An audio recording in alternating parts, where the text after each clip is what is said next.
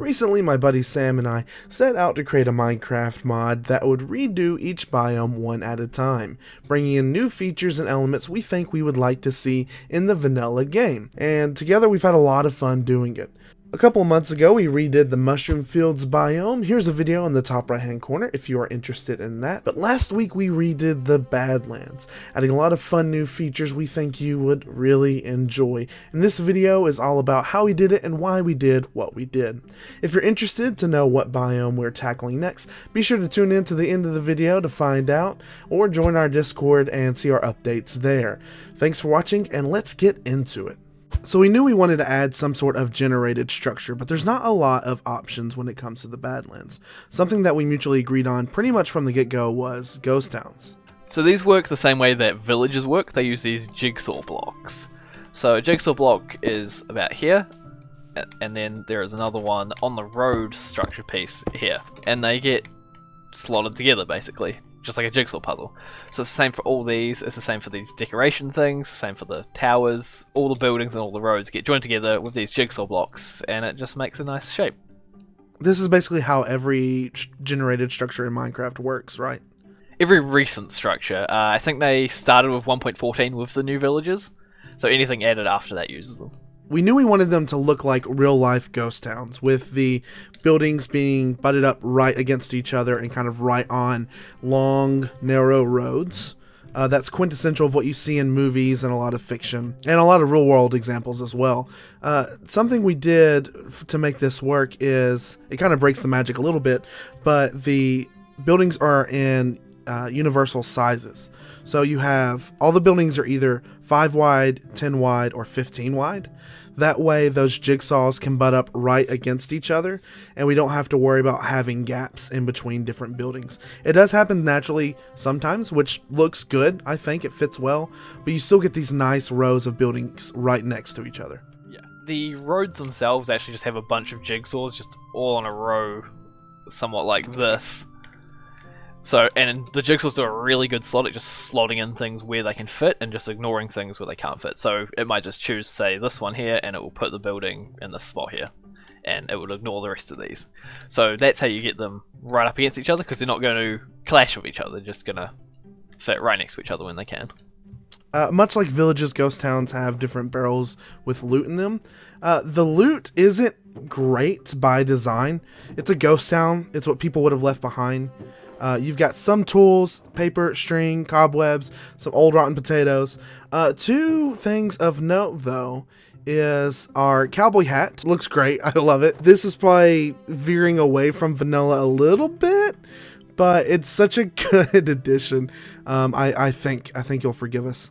And then another thing is, much like our other biome that we've made over, Mushroom Fields, we added a unique record disc to this biome, and it can only be found in the ghost towns, and a small chance in the barrels that you'll find there. So you'll have to explore the ghost towns and find the disc and listen to it on your own. As far as more aesthetics goes, we knew we wanted to mimic real life ghost towns, be a hybrid between real life ghost towns and what you would see in fiction, but also still have the same scale and feel of other structures in Minecraft, close example being villages. Yeah, they're probably, on average, a bit smaller than villages. They don't have any crossroads that have more than one turn.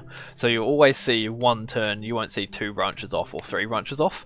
We experimented with crossroads at one point, but it just didn't look quite as good, I don't think. Yeah, I really like the more natural. This looks a lot more organic, and how ghost towns actually look and feel in the real world. Also, we wanted the pallets and blocks to be indigenous to the area. Honestly, even acacia's pushing it, but we knew we didn't want dark oak or spruce or jungle or anything like that. Even though it would look really good in the build, it doesn't make sense at all for it to be in the build. So we had a very limited palette. Something that we did decide also early on is more variation of brick textures, and we wanted to have terracotta to have more uses. So we came up with terracotta brick. There's 17 different iterations of it, one for each different type of terracotta. It's smooth brick. It looks almost more like plastered over, like plastered brick, like you would see in adobe houses and stuff. And you kind of see that in ghost towns too, and it's very region appropriate.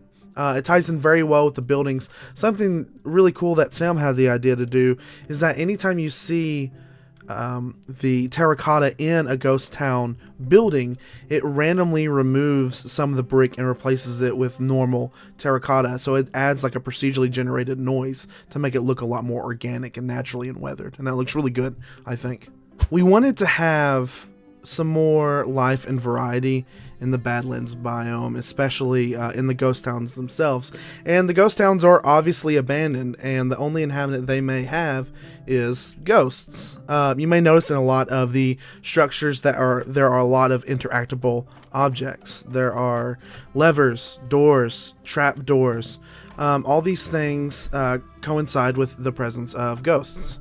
We wanted them to be neutral to the player.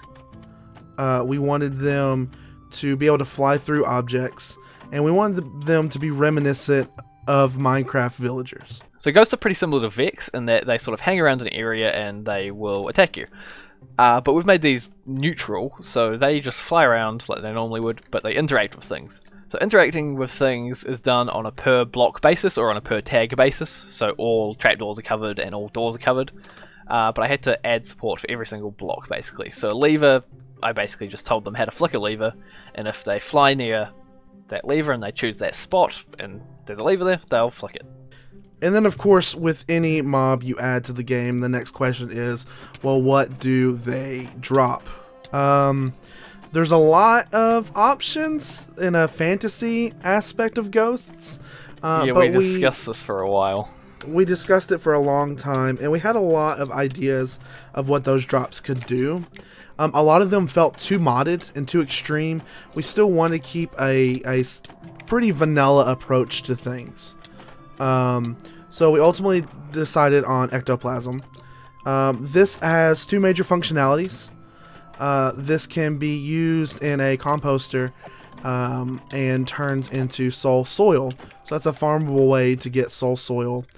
And it kind of makes sense that you've got some sort of like spirit or embodiment in this item that you're imparting into soil, right? So, and it's not super overpowered too, because it requires a lot of attention from the player as well. So the composter is actually implemented quite interestingly. In vanilla, all the composter levels, that's just one block, but when you use your ectoplasm on it, it actually turns it into a completely separate block.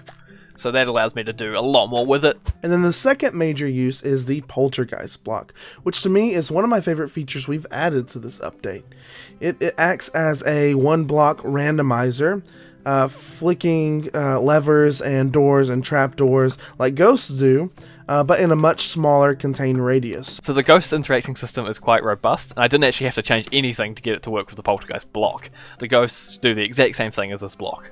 So you've probably seen a few things around in the background of these shots, one of which being the tumbleweed, which is something we knew we wanted from the very beginning. That's so Wild West and Mesa. So these were a bit of a challenge to implement. Like, I didn't know how to do this rotation. There's math involved that I still don't really fully understand. I googled a lot and I stole the thing off Wikipedia, but they work really well. I'm happy with how they turned out. They will eventually kind of break after amount of time. That's just to keep from having hundreds and unloaded chunks.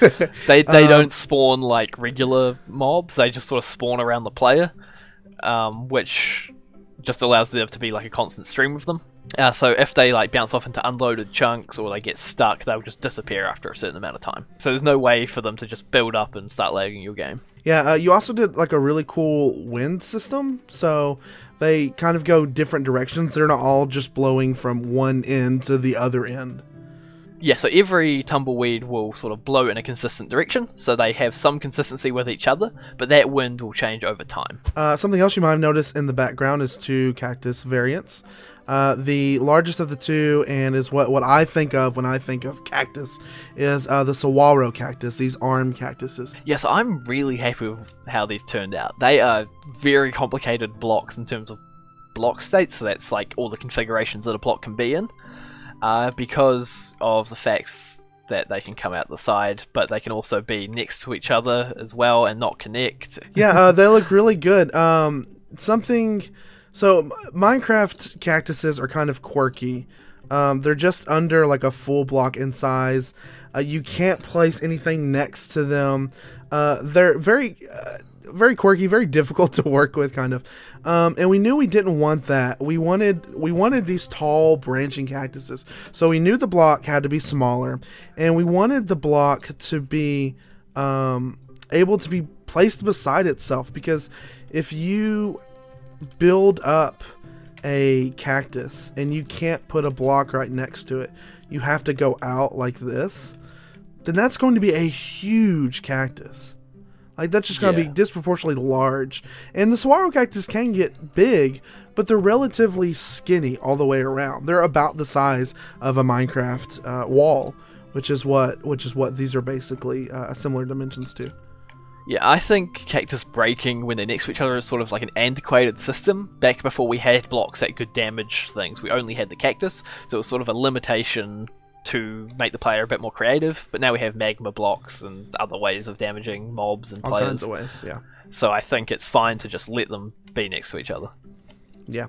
They still hurt you. They're still prickly. And they kind of function similarly to chorus plants. You can break the bottom one and they all tumble down. And then you just need to plant one and bone mill it, and then you have another one. They're really easy to farm. The trade-off for that in composters is that they don't have nearly a chance to give you a layer in the composter as normal cactus does. They have a small chance when they grow to turn into a big cactus, and there's actually a very small chance for it to be a triple tall cactus, but I haven't actually seen one before, so you're probably not going to see one of those anytime soon. Start your hunt. If you do see one naturally spawning, post in our Discord, and don't just build multiple. Hey, there's a too tall, and don't just build multiple on top of each other. Be like, hey guys, I found one. Look at me. But yeah, there's an example of a too tall one. These can be potted, and they look really nice potted. We also have another cactus addition in Biome Makeovers, a small little barrel cactus. They have a flower on top. Cute little things. They can also be potted. These prick you too? Yeah, yes, they do. Because they're pointy. The barrel cactus has one major functionality over the saguaro cactuses. So when it comes to wildlife and animals in the Badlands, there's not a whole lot. There's snakes and scorpions. There's some birds. There's not a whole lot to choose from, and we didn't just want to add just another animal to the game. Not that there's anything wrong with that. It just didn't feel right for what we were going for. So we had a lot of ideas we pitched, and ultimately you pitched one to me and just kind of ran with it and took control. And you're like, hey, if you hate it, we can cut it out. But you were just like, here it is, and I thought it was great from the get-go. I had very little involvement. Yeah, so these scuttlers are basically my children. It's probably one of the only things in the mod that I have just done without telling you. I did the model, I did the original texture before you touch it up, and I just implemented all the mechanics. So they're really cool.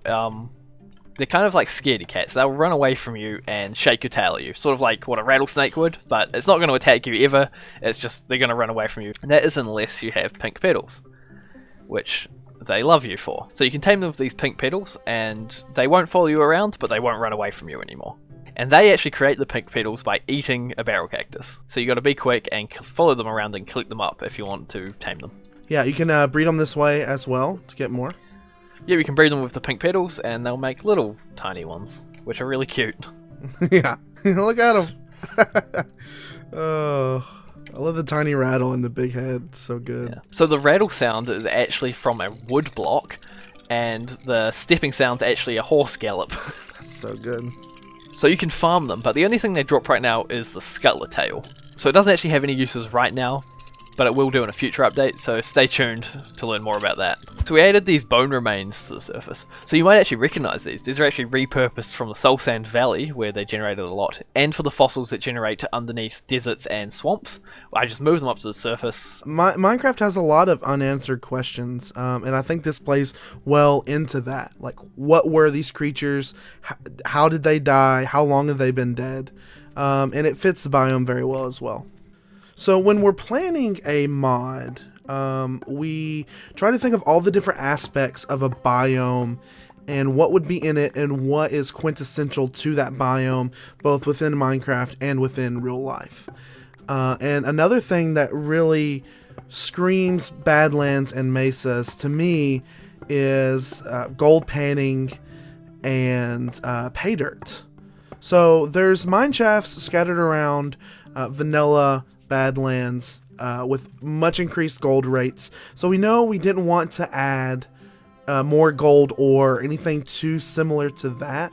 We thought it possible that, like real life, gold-rich and mineral-rich soil has gathered in low, wet areas of the biome, and so you can find pay dirt scattered around. It has a variety of textures that is kind of randomly selected. The texture for each individual block doesn't indicate what that block contains.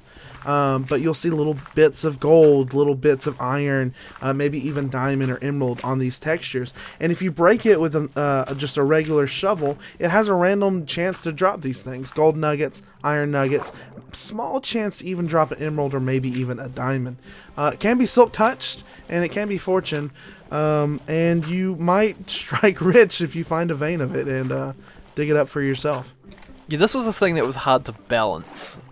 Originally in the loot table I had diamonds a lot more common, but now they're pretty rare, so if you get one you're pretty lucky. But you will get one every now and then. How did we settle on this mechanic that it would randomly drop these different items?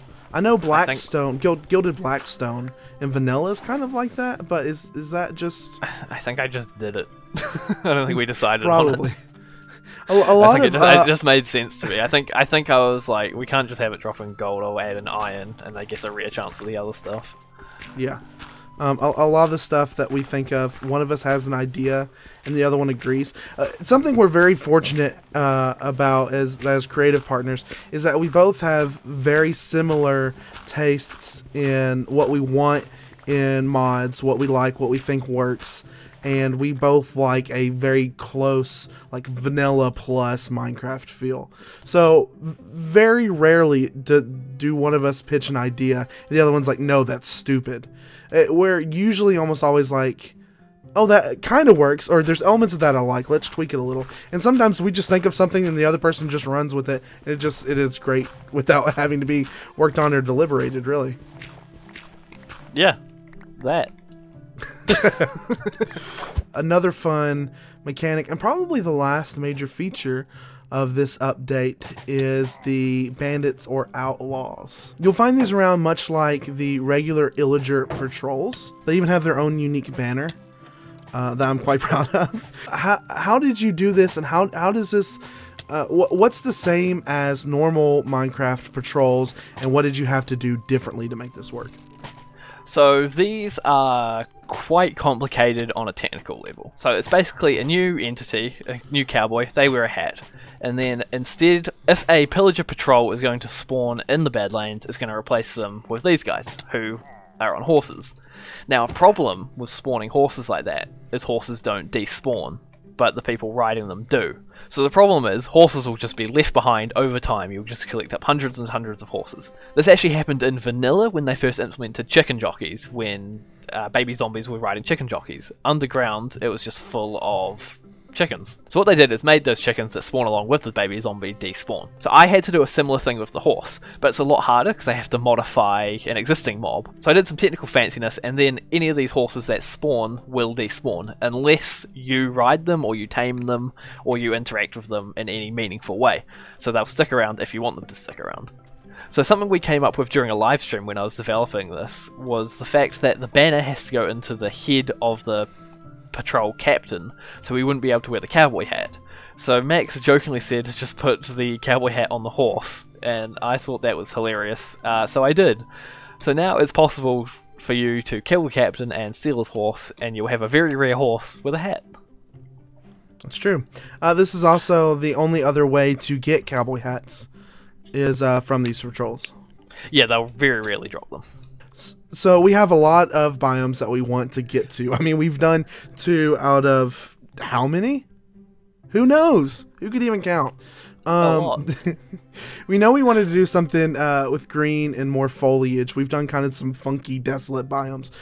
So we narrowed it down to 2, and ultimately we decided on the Swamp. So we've That's got a right. lot of good ideas for the swamp, but we need yours. So send in your ideas. You can do that in the comments below or in our Discord, where we'll actually be posting little previews of what we're doing to the swamp. Because we did that That's with right. Badlands. So come check us out in the Discord. Make sure to subscribe. Yeah, turn notifications on. We'll do more videos about biome makeover in the future, obviously, as well as other mod spotlights that we quite enjoy and think you should check out as well. Thanks for watching, and we'll see you around.